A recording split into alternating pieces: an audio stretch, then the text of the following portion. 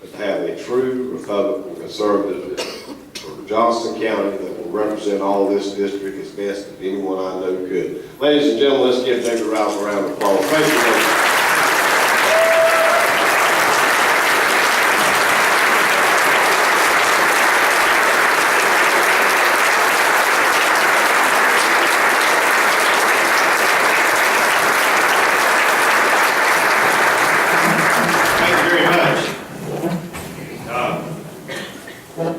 Stories brought back some memories of some stories that I have. I won't share all of them, but first let me thank several folks here tonight.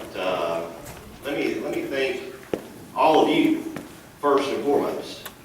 We had a big win on Tuesday, and we wouldn't have had such a big win if it weren't for you. So thank you. Secondly, I want to thank my campaign team. They're here. Tyler, our campaign manager, Chance, political director, and Liz, who is the boss of all of us. Stand up. Let people see who you are.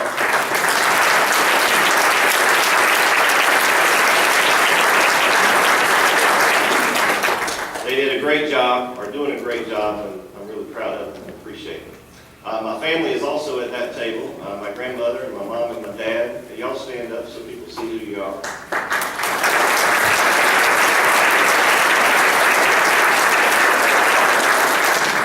Now, my grandmother, she's a real campaigner, and back in 2008, a gentleman came up to me, he said, "My gosh," he said, "your grandmother, she's just something else." I said, "Yeah, she's my grandmother." And he said, "Well," he said, "you're not going to believe this." I said, "Well, what?" He said, "Well, I was out at a polling station, and there was a lady that came up to your grandmother, and she said, your grandmother was talking about you and explaining why they should vote for you." And the lady looked at my grandmother and said, "Now, Miss Edna," she said, "are you telling me that your grandson has never, ever done anything wrong?"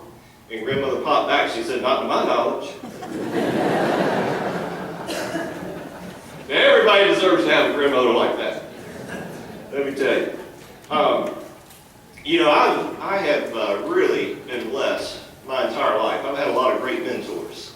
The two people who've shaped me most politically are Jesse Helms and Jim Graham. One was a Republican, one was a Democrat. Both were conservative. Jim Graham used to have a little plaque back behind his desk that says, "I've been used up." Well, pardon me. "I've been used, but I ain't used up."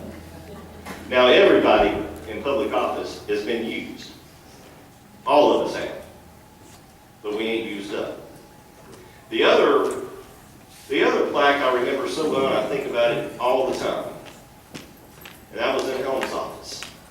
And it goes back to a time when Helms was a boy. He had competed in some type of event, didn't win, and he came home and he was right dejected.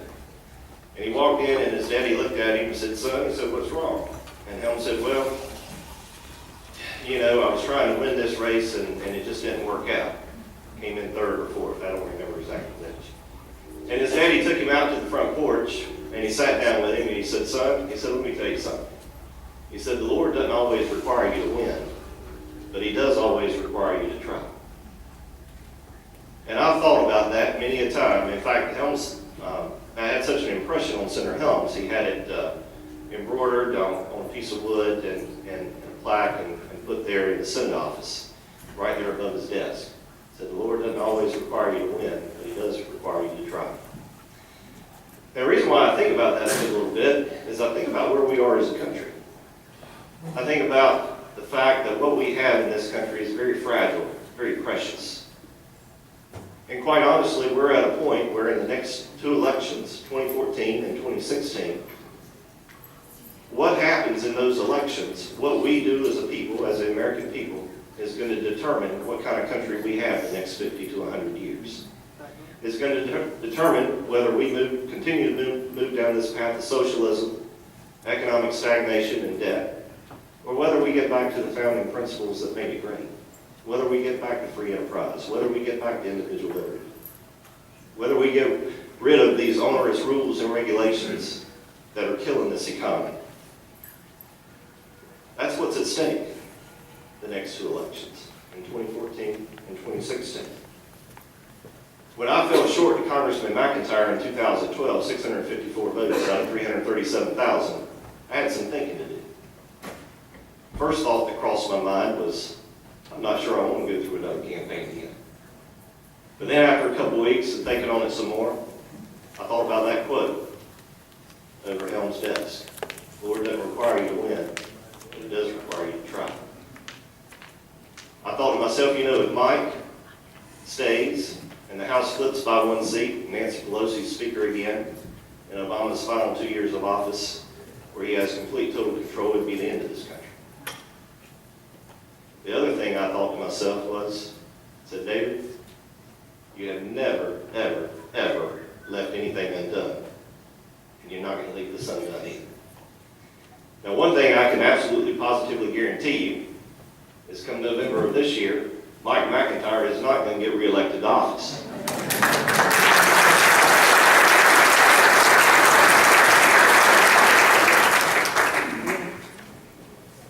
The other thing I can tell you is that with your help and your work and your prayers, we will get elected to office, and I will do everything possible that I can to help turn this country around and get us back to the founding principles that made it great.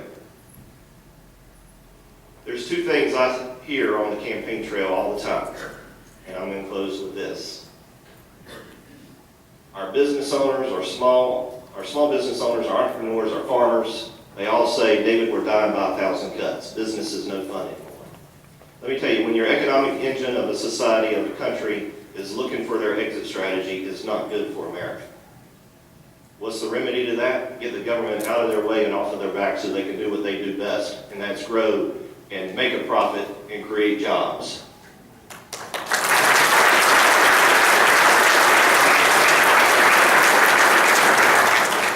And the second thing I hear, and this is probably the most disturbing to me, they say, they said it really doesn't make a difference what happens. It's over. It's a lost cause. People are frustrated. They're tired, they're frustrated, they see the direction of the country, and they think they can't do anything about it. Again, I go back to that quote over Senator Helm's desk. The Lord doesn't require you to win, but He does require you to try. This country is too great not to try. This country is here for a reason, and you all know that. I got involved in politics because a friend of mine grew up in Romania, lived his whole life with tyranny. They dreamed of what it would be to have the opportunity to live in America. That's what's at stake. The future of humanity is at stake in 2014 and 2016. So the next time you hear somebody say, it's all over, we can't do anything about it, remind them, the Lord does not require us to win, but He does require us to try. Thank you, and God bless you.